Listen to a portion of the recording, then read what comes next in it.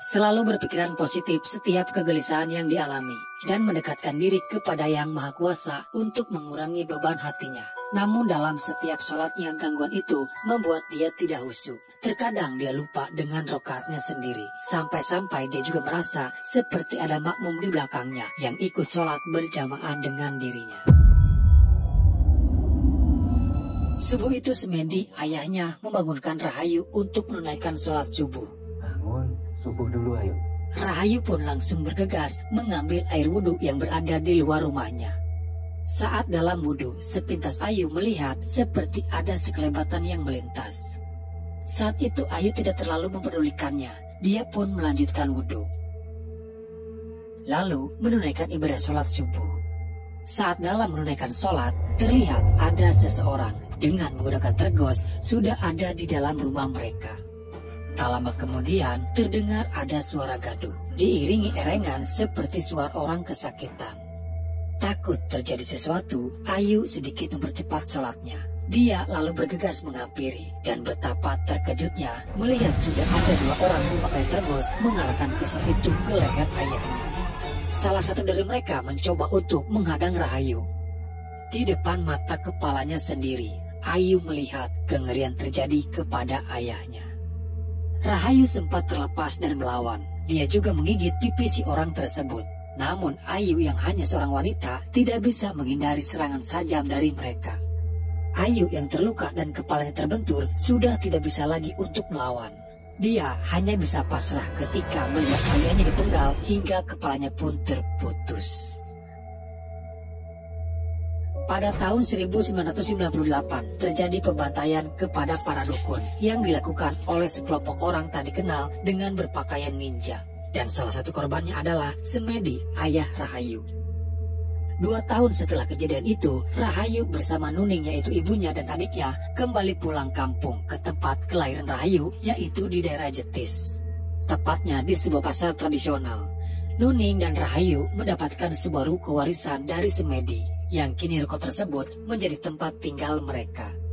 Walaupun Rahayu diwarisi beberapa ruko, namun mereka tidak mempunyai modal untuk membuka usaha lainnya.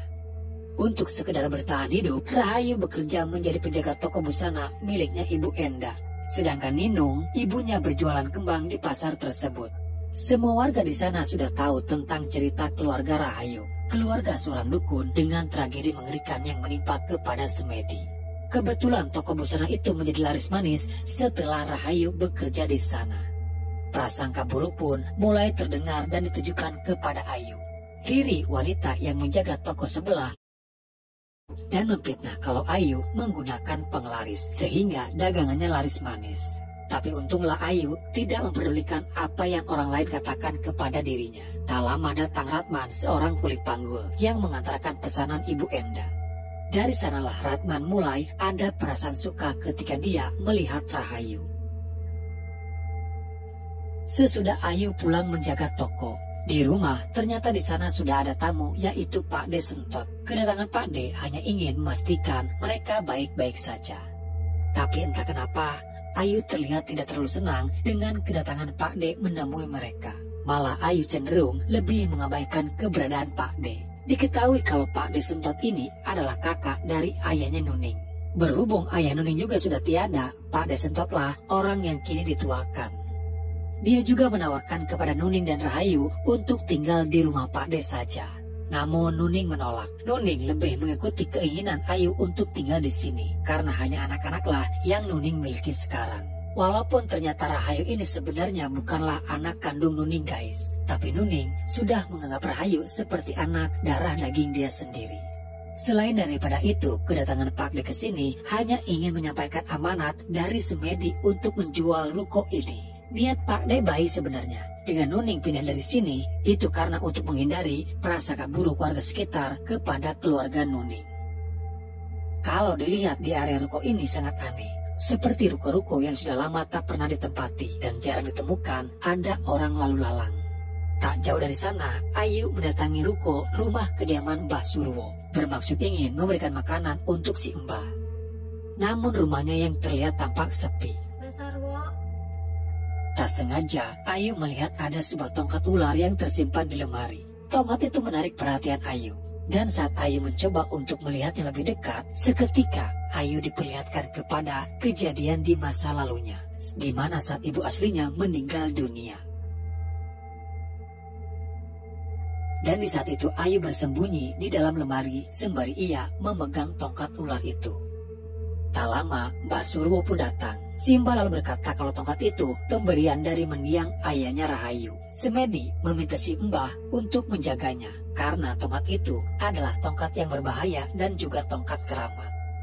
Mbak Surwo mengalihkan pembicaraan. Dia tahu kedatangan Pak Desentot dan tujuannya yang akan menjual ruko peninggalan Semedi. Dari si Mbah, Ayu juga jadi tahu kalau mendiang ayahnya mempunyai rumah lain yang kini rumah tersebut sudah diwakafkan menjadi sebuah musola. Dan musola itu berada tepat di belakang pasar. Di malam itu juga Ayu mendatangi musolanya, sembari dia yang akan menunaikan sholat maghrib pada malam itu. Kebetulan terlihat di sana juga ada seseorang yang sedang melaksanakan sholat. Pria itu awalnya membaca bacaan sholat dengan syir atau suara yang kecil. Namun setelah ada yang menepuk dari belakang, dia membacanya dengan suara yang agak keras. Karena dia pikir mungkin ada makmum yang akan ikut sholat berjamaah. Namun yang membuat dia cukup terkejut, tidak ada yang mengamini bacaan Al-Fatihahnya.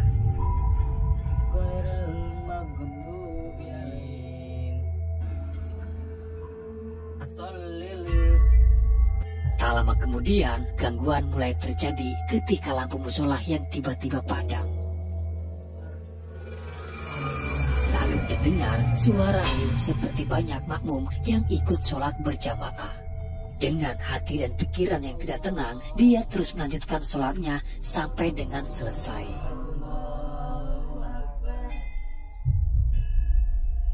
Dan saat dia menoleh ke arah belakang, ternyata dia hanya sendirian. Ayu dikejutkan ketika pria itu berlari terbirit-birit keluar dari musola. Ayu tidak tahu kalau orang itu ketakutan karena mendapati gangguan dari jin. Dia masih yang akan menunaikan sholat di dalam musola, walaupun pada saat itu auranya memang agak terasa berbeda. Ayu kembali menghidupkan lampu lalu memulai sholatnya.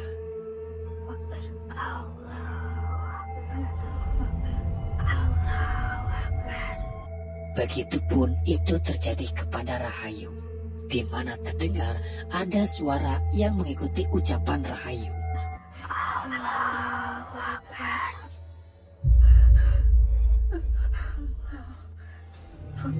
Dan terlihat kini sudah banyak makmum yang ikut sholat berjamaah.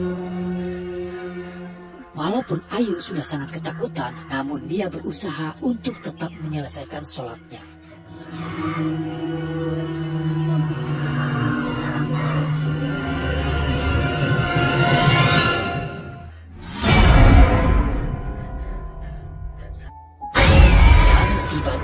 Jin yang tadi mengganggu kini menampakkan diri di hadapan Rahayu.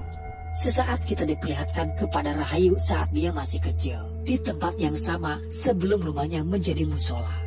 Dulu rumah Rahayu dijadikan tempat praktek oleh ayahnya untuk mengobati para pasien yang ingin berobat kepada Semedi. Dalam setiap ritual pengobatan yang dilakukan oleh Semedi, Semedi selalu meminta bantuan kepada jin. Bisa dikatakan pengobatan yang dilakukan Semedi adalah pengobatan dengan jalur ilmu hitam.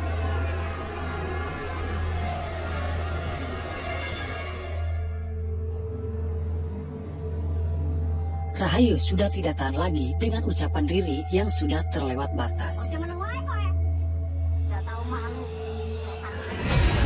Tiba-tiba Ayu kerasukan dan langsung menyerang Riri. Untung saja Ratman datang dan dia berhasil menyadarkan kembali Rahayu. Walaupun Ratman hanya seorang kuli panggul, namun dia dibekali oleh ilmu agama yang cukup. Gangguan yang terjadi di musola itu ternyata sudah banyak orang yang mengalaminya. Bahkan ibunya menanyakan kepada Ayu soal adanya gangguan tersebut. Tapi Ayu tidak memberitahukan apa yang sebenarnya terjadi. Ibunya hanya berkata kepada Ayu, jikalau gangguan itu datang kembali, ibunya menyarankan untuk Ayu membacakan tawaun dan meludah ke sebelah kiri sebanyak 3 kali. Di keesokan harinya, Rahayu kembali menunaikan sholat di musola itu kembali.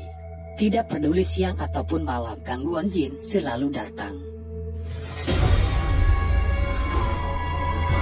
Ayu mengikuti pesan ibunya untuk membaca tawaun lalu meludah ke kiri sebanyak 3 kali. Namun penampakan itu malah semakin jelas ada di hadapan Rahayu. Bahkan kini Rahayu dikelilingi jin yang menyertai dirinya. Setiap gangguan yang datang selalu memperlihatkan kepada masa lalu apa yang dulu terjadi di rumah ini. Sejak dari kecil, Ayu sudah terbiasa berteman dan bermain dengan para jin. Sampai suatu ketika, Ayu mulai kerasukan hingga dia tak sadarkan diri. Ternyata kemampuan semedi yang bisa berkomunikasi dan mengendalikan para jin itu juga menurun kepada Rahayu. Rahayu mempunyai kemampuan seperti ayahnya. Bahkan kemampuan Rahayu melebihi kemampuan yang dimiliki oleh semedi. Saat itu kerasukan Ayu sudah tidak bisa lagi terkendali. Semedi meminta bantuan kepada Pak Desentot untuk meruqyah Rahayu. Rahayu bisa disembuhkan asal dengan satu syarat, yaitu semedi harus melepaskan kemampuan yang ada dalam dirinya. Dan dia harus kembali bersih, tidak lagi bersekutu dengan para jin. Pembicaraan antara Rahayu dengan ibunya. Ketidaksukaan Rahayu kepada Pak Desentot dilatar belakangi karena Rahayu menganggap Pak Desentot ingin menguasai seluruh harta warisan ayahnya. Nuning pun tak menduga bisa-bisanya Rahayu berpikiran seperti itu. Setiap kegelisahan yang dialami Rahayu, dia selalu berpikiran positif dan selalu mendekatkan dirinya kepada Sang Pencipta. Rahayu kembali ke musola untuk menunaikan kewajibannya. Kebetulan di sana ada Ratman yang telah selesai menunaikan sholat. Semakin Rahayu mencoba untuk khusyuk, semakin kuat gangguan itu menghampiri dirinya.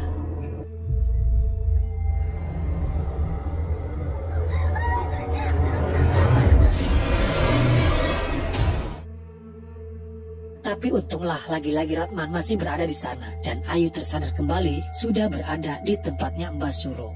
Simba berkata dengan Ayu membacakan tawaun dan meludah 3 kali ke kiri, justru itu menjadi kontra. Di lain sisi, Ayu mengundang para jin untuk datang. Sementara dia sendiri juga malah yang mengusir para jin itu. Rahayu tidak menyadari akan kemampuan yang dimiliki oleh dirinya sendiri. Adu mulut terjadi kembali dan kini ibunya Riri yang menuduh Nuning menggunakan ajian penglaris. Keributan terjadi hingga ibu Riri malah menumpahkan dagangan Nuning. Rahayu yang melihat dari kejauhan di luar kendalinya ada seekor ular dan menyerang kepada ibu Riri. Ibu Riri merasakan sakit luar biasa dan kini terlihat tiba-tiba di kaki ibu Riri mengeluarkan bisul. Tak hanya sampai di situ saja, pada malam harinya, ular itu datang kembali menghampiri Ibu Riri. Ular tersebut melilit ke lehernya hingga Ibu Riri pun tewas pada malam itu.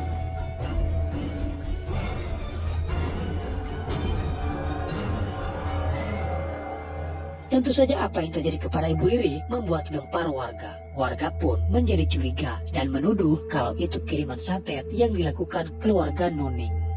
Mbah Surwo datang kembali dan mencoba untuk meredam amarah warga.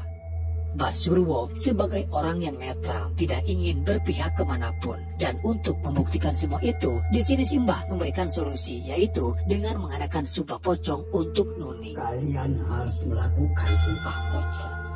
Sesuai kesepakatan warga, akhirnya sumpah pocong itu harus dilakukan. Pak Desentot bersama Ibu Ajeng istrinya datang untuk menemui Mbah Surwo. Kedatangan Pak De terkait sumpah pocong yang akan dilakukan kepada Nuning.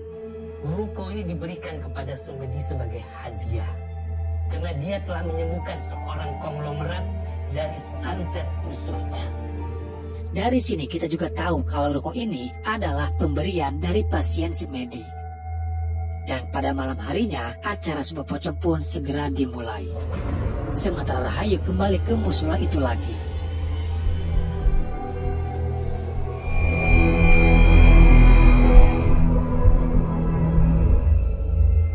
Ikuti kata-kata saya. Allah, saya bersumpah Tidak melakukan santet. tidak melakukan santet. Kalau memang saya melakukannya,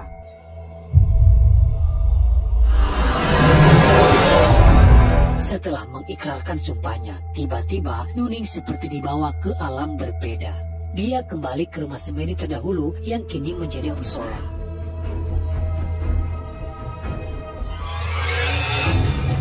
Seperti biasa, setiap sholatnya Rahayu selalu didatangi oleh makhluk dari bangsa jin.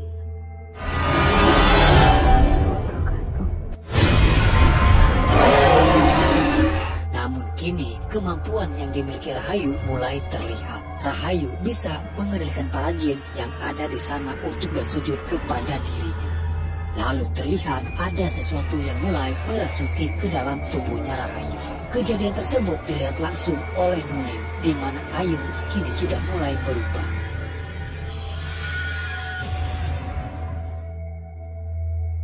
Rahayu masih terpengaruhi oleh omongan Mbah Surwo kalau Pak Desentot ingin menguasai seluruh harta mendiang ayahnya. Nuning cukup bersabar menghadapi tuduhan Rahayu dan sebisa mungkin menjelaskan. Tujuan Pak Desentot baik karena dengan meninggalkan atau menjual ruko ini, mereka bisa menghindari dari gangguan para jin jahat. Nuning juga bercerita kalau dia sebenarnya sudah tahu apa yang dilakukan Semedi dengan praktek pengobatannya itu. Harus diakui, memang pengobatan, pesugihan, penglaris yang dilakukan Semedi sangat manjur untuk menangani para pasiennya. Namun harus digarisbawahi, pengobatan yang dilakukan Semedi melalui jalan kemusyrikan, yaitu dibantu oleh para jin. Dan itu tidak gratis, akan ada sesuatu hal yang harus dikorbankan. Saat sumpah pocong itu berlangsung, Nuning diperlihatkan kalau para jin itu memburu dirinya. Ternyata para jin mau membantu Semedi karena ada imbalan, yaitu istri Semedi yang akan menjadi tumbalnya. Itulah alasan kenapa ibu kandung Rahayu dulu meninggal dengan cara yang aneh. Rahayu lalu bertanya, lantas kenapa Nuning masih selamat sampai dengan sekarang? Nuning menjawab, karena para jin itu tunduk kepada Rahayu. Dan ketika Nuning menyebut kata-kata iblis, tiba-tiba Rahayu berubah, matanya menjadi menghitam.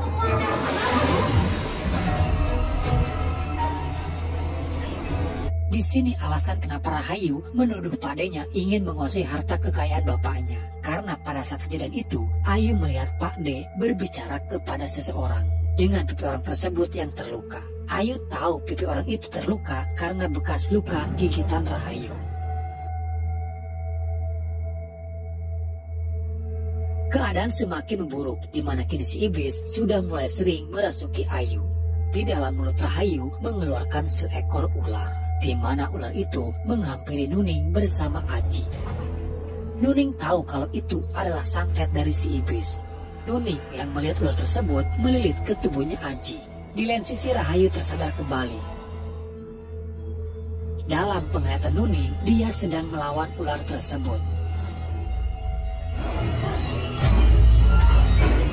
Ayu datang mencoba untuk menghentikan ibunya, namun Ayu didorong hingga dia pun terbentur. Setelah ular itu benar-benar sudah tewas, dia baru tersadar kembali.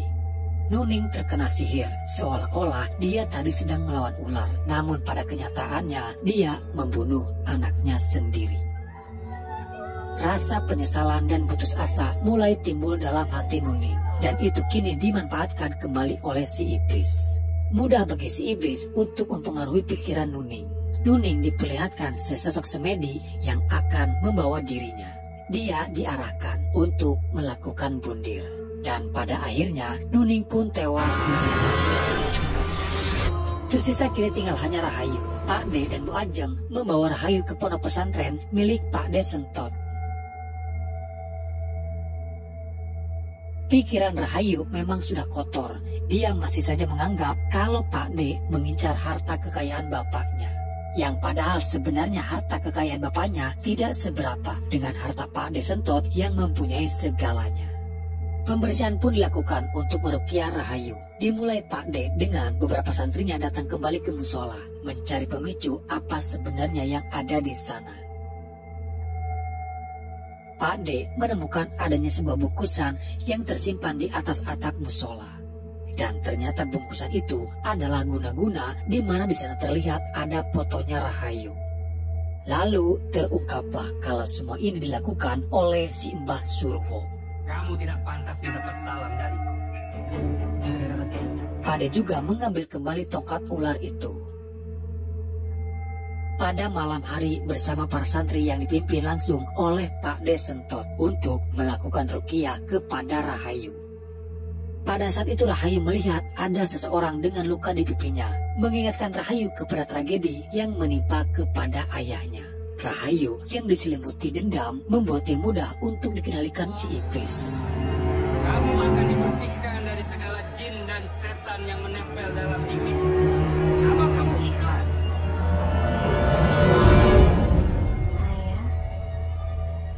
Saya tidak ikhlas. Dia menolak untuk diruqyah. Puncaknya ketika Pak De menghancurkan tongkat bola.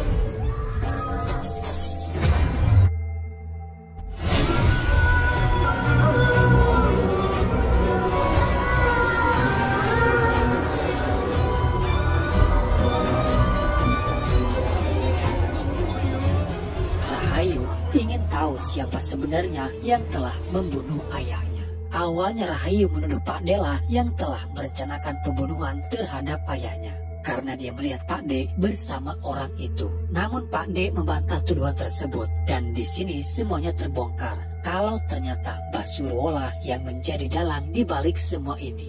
Semua karena persaingan antar sesama dukun. Mbah Surwo merasa tersaingi atas kemampuan yang dimiliki Semedi. Semua langganan pasiennya berpindah kepada Semedi. Padahal Semedi sendiri sebenarnya adalah murid didiknya Mbah Surwo. Lalu Surwo merencanakan untuk melenyapkan Semedi. Dia mengajak 2 orang dalam rencana tersebut, dan salah satu dari mereka adalah Wahid, anaknya Pak De Sentot sendiri. Surwo tahu kemampuan yang dimiliki oleh Rahayu. Di sini dia yang akan memanfaatkan Rahayu untuk dia jadikan pembantu dalam menyembuhkan para pasiennya nanti.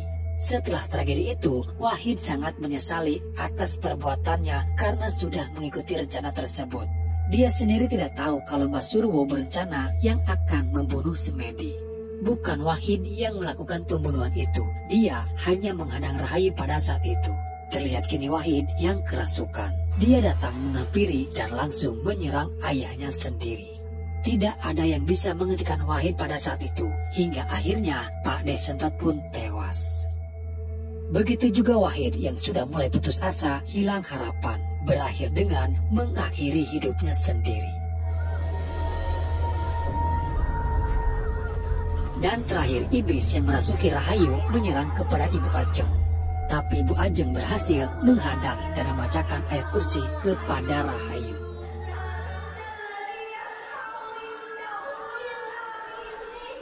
Iblis itu pun keluar dan tak lama Rahayu tersadar kembali.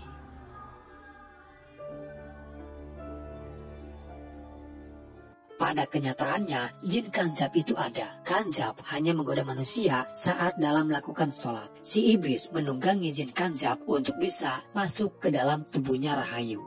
Munculnya dendam atas kematian ayahnya lah yang dimanfaatkan oleh si iblis sebagai celah agar si iblis bisa benar-benar menguasai tubuh dan pikiran Rahayu. Semua kemampuan yang dimiliki Rahayu sekarang itu akan menjadi bumerang bagi Rahayu jikalau Rahayu tidak bisa mengendalikan hawa nafsunya sendiri. Karena jika Ayu tidak sanggup mengendalikan dirinya sendiri, bukan tidak mungkin si iblis akan sangat mudah untuk masuk kembali ke tubuhnya Rahayu. Oke guys, jadi itulah alur cerita filmnya. Secara keseluruhan cukup menarik ya. Apalagi kalau kalian nonton film ini pada saat malam hari sendirian. Satu pesan yang bisa kita ambil pelajaran dalam film ini, melihat sudut pandang dari mendiang ayahnya yaitu Semedi. Jangan mencuci baju dengan air yang kotor. Niat baik membantu orang lain, namun dengan cara yang salah tidak akan menjadi barokah. Satu hal yang harus gue garis bawahi di sini adalah tempat ibadah tidak seseram yang ditampilkan di dalam film ini guys. Tempat ibadah adalah rumahnya Tuhan kita Allah. Jadi saya kurang begitu setuju guys, tempat ibadah ditampilkan seperti yang ada di film ini. Tempat ibadah harusnya menjadi pelindung